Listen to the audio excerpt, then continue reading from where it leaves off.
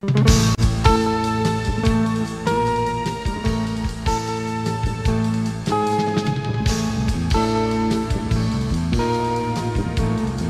últimos atentados en Turquía profundizan las divisiones del país ante la cercanía de nuevas elecciones generales.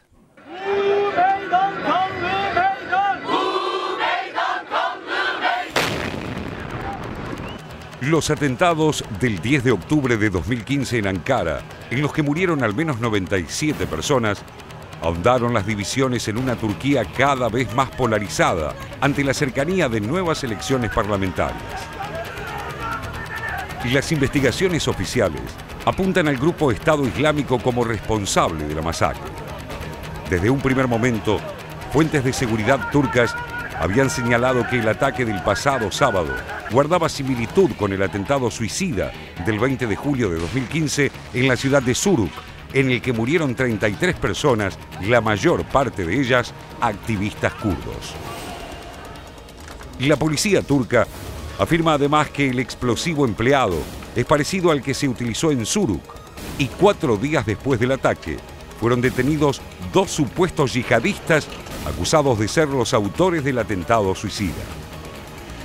Se trata de los ciudadanos turcos Yunus Emre Alagos, sindicado como cabecilla de una red de apoyo al grupo Estado Islámico, y de Ömer Deniz Dündar, miembro de la misma red. No obstante, una parte de las investigaciones rastrea indicios en otros grupos ilegalizados en el país, como el Partido de los Trabajadores del Kurdistán y 2 pequeñas agrupaciones: el Frente Revolucionario por la Liberación del Pueblo y el Partido Comunista Marxista-Leninista.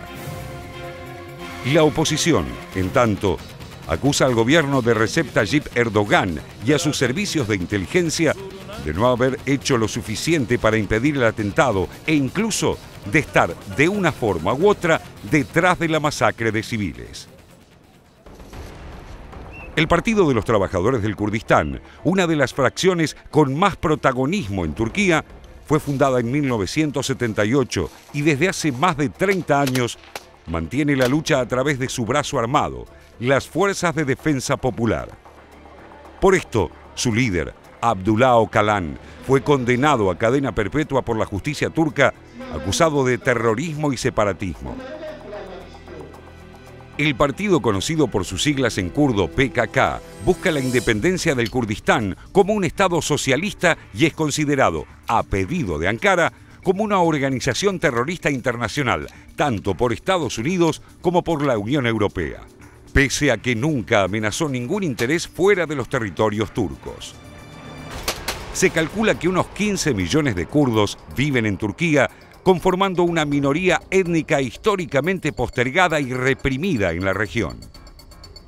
De allí que no son pocos los que advierten que el último atentado de Ankara puede enturbiar aún más el escenario político previo a las elecciones del 1 de noviembre, dificultando en mayor medida las tensas relaciones entre el gobierno turco y los movimientos kurdos, algunos de ellos organizadores de la frustrada marcha pacífica del sábado. Desde las filas kurdas no cesan las acusaciones contra el gobierno turco, a quien incluso se señala como respaldando tácitamente a Estado Islámico para utilizarlo así como un contrapeso y un freno a las ambiciones kurdas en la región. Por eso, no extraña que el copresidente del pro-kurdo Partido Democrático de los Pueblos, Selahattin Demirtas, culpe al gobierno de forma directa. Demirtas señaló que el atentado forma parte de una campaña que ya registra ataques anteriores. El gobierno turco dijo, tiene las manos con sangre. También cargó contra el gobierno el líder del partido Movimiento Nacionalista Turco, Devlet Bahçeli, quien señaló que con estos atentados el país está pagando el precio de una visión solidaria con el terror, en una clara alusión al supuesto apoyo turco a Estado Islámico. Esta sospecha está arraigada en buena parte de la escena política. El hecho de que no haya habido policías entre los muertos y heridos por el atentado en Ankara abona esas teorías, a las que se suman, además, las denuncias que dan cuenta sobre las agresiones policiales a quienes buscaban auxiliar y trasladar a las víctimas. Desde otro ángulo, algunos analistas destacan que, si se confirma la autoría del Estado Islámico, el grupo fundamentalista que actualmente ocupa una importante porción del territorio sirio podría haber logrado dos objetivos a un mismo tiempo. En primer lugar, menoscabar a los grupos kurdos, ya que fuerzas de esa corriente pelean contra Estado Islámico tanto en Siria como en Irak. En segundo término, perjudicar también al gobierno turco que recientemente aceptó el uso de su base en Incirlik para lanzar ataques contra territorios controlados por el extremismo islámico. Estas acusaciones cruzadas ensombrecen aún más el panorama político del país ante las cercanías de las próximas elecciones generales en las que se elegirán 550 escaños para integrar la Gran Asamblea Nacional Turca. Estos comicios son una reiteración de los de junio pasado, cuando fracasó el acuerdo para elegir a un nuevo premier.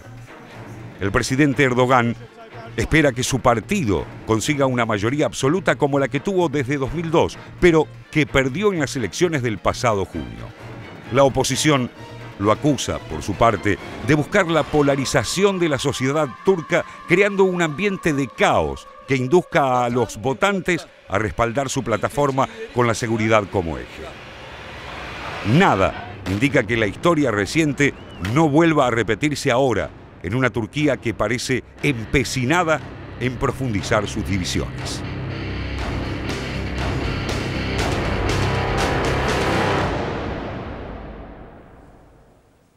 Me parece que hay que tener dos temas fundamentales en cuenta para analizar esto.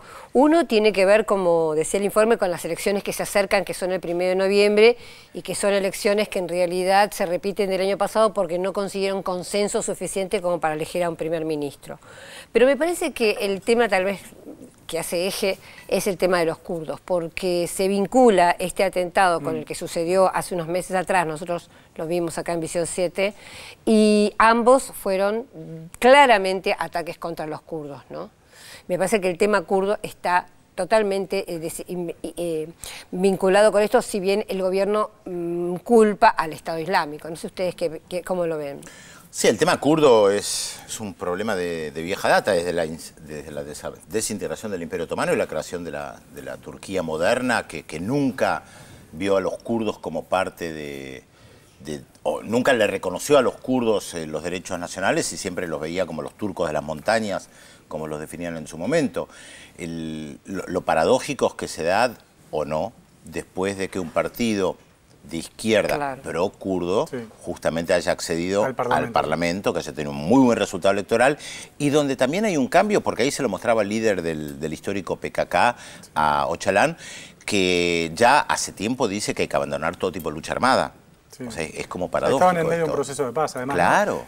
Sí, son 30 millones de kurdos. Yo la verdad que hasta que me puse a buscar no sabía. No, creo que son 15 en Turquía. No, 30 en total. En Medio Oriente, digamos. Claro. O sea, son la minoría étnica más importante de Medio Oriente sin Estado, digamos. Que no son islámicos, pero tienen su cultura y su lengua aparte, etcétera. Hay una edición de Le Monde Diplomatique en kurdo, por ejemplo, que se hace en Inglaterra. Ahora, al mismo tiempo, esto sacude lo que decía un poco Telma, esta idea que se venía construyendo desde el 2002, ¿no? Más o menos, de una Turquía políticamente estable, económicamente próspera, que se podía llegar a integrar a la Unión Europea, pacificada. Me parece que algo de esto está empezando a mostrar algunas grietas por algunos costados. No sé si una imagen o una autoimagen que se había construido en la última década de Turquía, pero estaba circulando en los medios occidentales. La Unión Europea lo quiso siempre Turquía, pero la Unión Europea nunca dio señales de querer incluir a Turquía. No, porque son musulmanes. Son muchos. Además. Y son muchos. Si fueran pocos, por ahí todavía. Claro, con un peso específico en el... Uno por ahí si fueran 2, 3 millones, pero... Es que es tan estratégico ese país, el lugar donde se encuentra, que sin duda es interesante, ¿no? Sí, una pata en Europa, una pata en Asia, bueno, literalmente hablando, no con el Bósforo en el medio. Son dos mundos. Sí, toda una historia.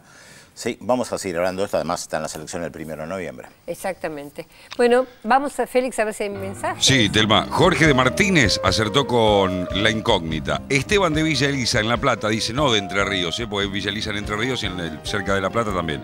Apoya la idea de invitar a los embajadores de Israel y Palestina para que nos clarifiquen un poco cuál es la situación que se está desarrollando, dice, más allá de lo claro y específico que es Pedro Brigger siempre con este tema. Gracias. Bueno, ya le vamos a cursar la invitación formal a los dos embajadores, por si no vieron el programa, por supuesto.